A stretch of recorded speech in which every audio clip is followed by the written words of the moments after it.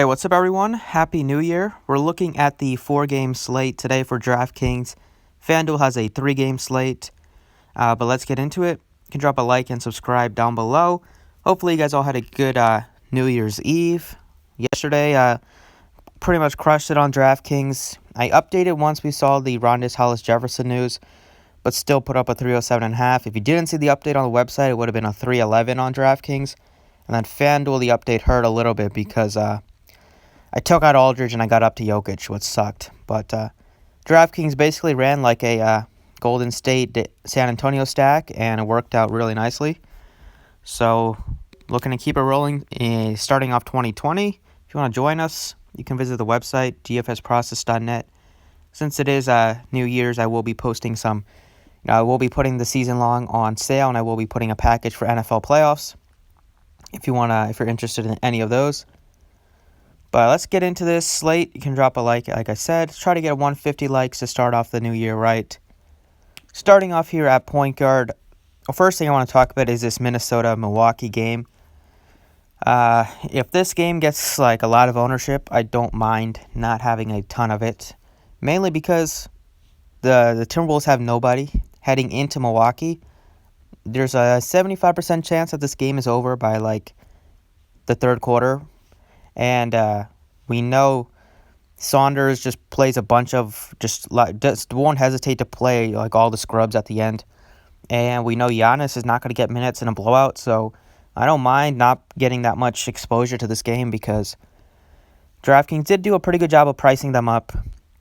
Although Jeff Teague is probably going to miss this game, which Napier's going to see some minutes, but they also have McLaughlin there. They have Culver who could play backup point. But yeah, Culver's price tag is up. Napier's is up.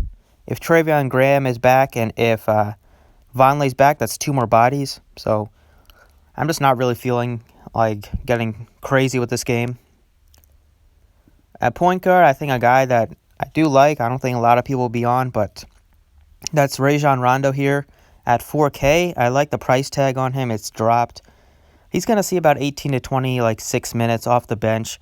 Depending on how close the game is, he's gonna, he can close the game at the end.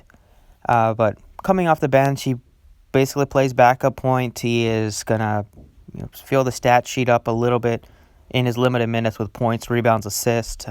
Good matchup against the Suns. There's gonna be a lot of points scored in this game, and Rondo, when he's on the court, I think he'll be able to rack up some assists. And he's not a great shooter, but he's had some decent games this season. I think.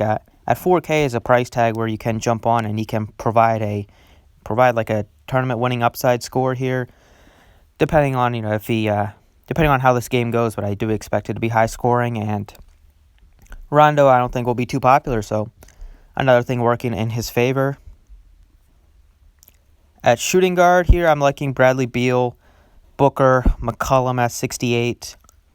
I think Napier is still in play at 58 just because he's gonna be the man here at the point guard position. And Culver's fine at 4,800. He has one good game. And that game also did go into overtime, and they were also at home in that game. I don't think they're going to be able to do much damage against this Milwaukee team. Ross is fine at 42, as is KCP. And I don't mind. For punt plays, if Matthews is out again, you could punt with Connaughton here. He's going to probably see some minutes, and if this game does blow out, then Connaughton is going to get a lot of run. So, yeah, that's definitely something to consider. But if Bradley Beal is in, then at 8,700, that is a too cheap of a price tag for me not to play him. He practiced in full on Tuesday, should be good to go tonight. And the price tag has dropped $1,200 from his last meeting. He's at home. The Magic defense is still good, but it's kind of fallen off over the past couple weeks. And Bradley Beal is going to destroy them at this price point. He has 60-point upside. Crazy high usage rate. Going to chuck 25-ish shots a game. Just love Bradley Beal at 8,700. Small forward, Giannis is fine, but you got to be concerned about a blowout here. I don't see how he's going to play like 32 to 35 minutes. If you're lucky, you're going to hope that he can get it done in like 24 to 27 minutes. I doubt he's going to see any fourth quarter run in this one. Isaac, I like him because Gordon's probably going to miss. He did in practice. Carmelo Anthony heading back to MSG. You want to play him? just hopefully can be productive here. He's just not been able to find his shot. Maybe it took him about a couple weeks before his legs got shot, but I don't know if I want to play him. Price tag is still fine because he's playing 37 minutes here. So I'm gonna play him, but I don't know if I feel great about it. And then I do want to get like maybe a 1 or 2 Timberwolves. I think could be fine here. And that's like Covington could be a good option here at 5,700. Price tag went down a little bit. He's just gonna have to play a ton of minutes at the forward position.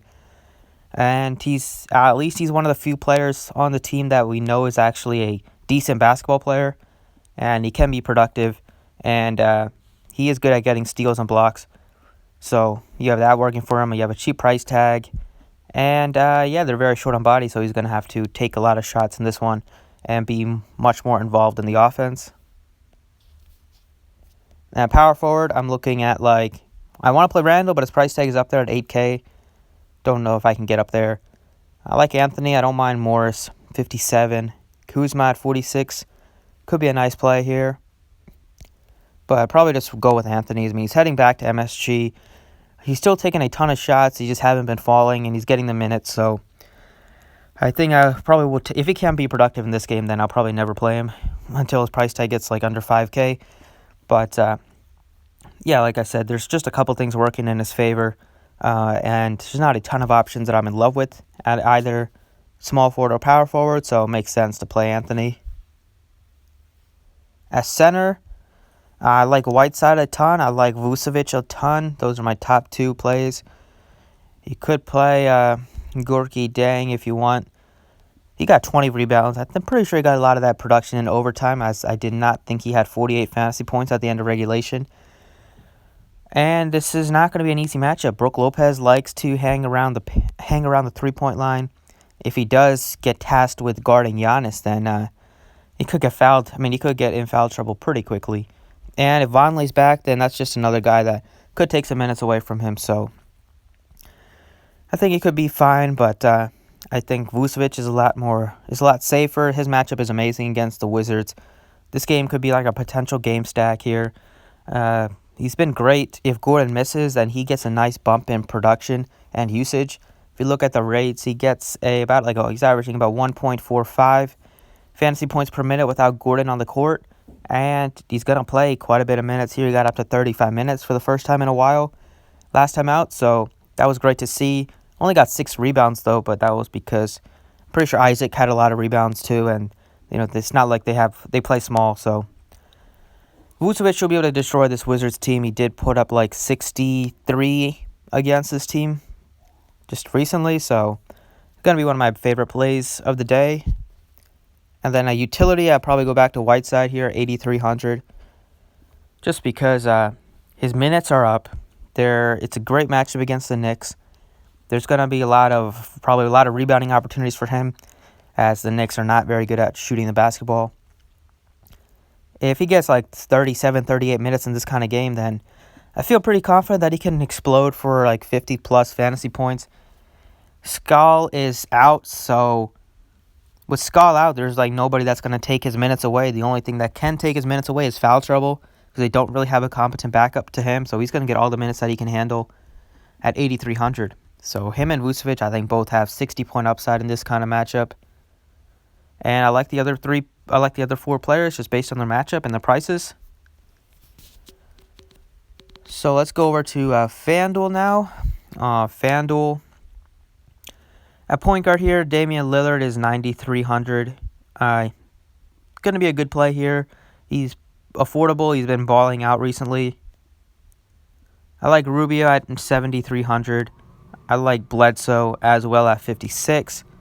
And then Shabazz is pretty appealing at 4,800 just based on his price tag. And Rondo as well. I would have him in the player pool. Kind of feeling Elfrid Payton here just because they are going to be missing, they potentially could be missing their other 2 point guards, as they're both questionable with some injuries. Frank Ntilikina is questionable, and as is Dennis Smith. So if both of them miss, or if either one misses, Payton should see over 30 minutes pretty easily. But if they're both in, then I'd probably just go down to Napier, who I have a much easier a much easier time stomaching his price tag on Fanduel than on DraftKings at 58. At shooting guard here, I think Devin Booker is still one of the better plays on Fanduel just because he never is correctly priced here. Should not be 7,200. I don't know why they haven't raised his price tag yet, but I've just been playing him and he's been crushing it, so might as well keep playing Devin Booker at that cheap salary.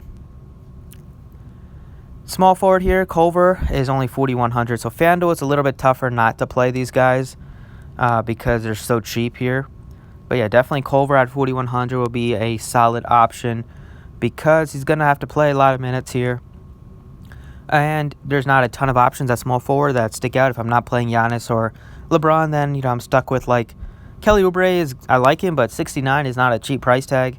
And then I like Anthony, and then I like nobody really else. Like Culver would be that guy.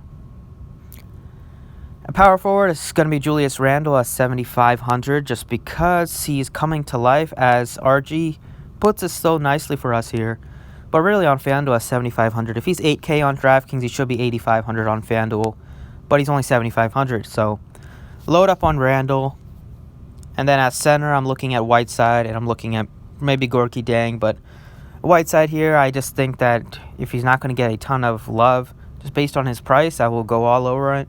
Be all over him just because he's going to get the minutes here. Without Scal, there's nobody, like I said, nobody's going to take his backup center minute, or there's no really backup center. Hopefully he doesn't get into foul trouble. That would be the most unfortunate thing. But if he stays out of foul trouble, and this year, compared to years past, he's done a great job of doing that. He's going to crush here. And he's been awesome with the blocks and steals, and the Knicks, I believe, are one of the most heavily blocked teams in the league. So they have that working for him. And on FanDuel, those stats are always more productive, or more important, because you got 3 points for that stuff. But that's it. Those are what I'm liking for DraftKings as well as FanDuel. Thanks for watching. I appreciate it. If you want to join us, you can visit the website dfsprocess.net. You can follow me on Twitter at the DFS Process, and I'll be back tomorrow.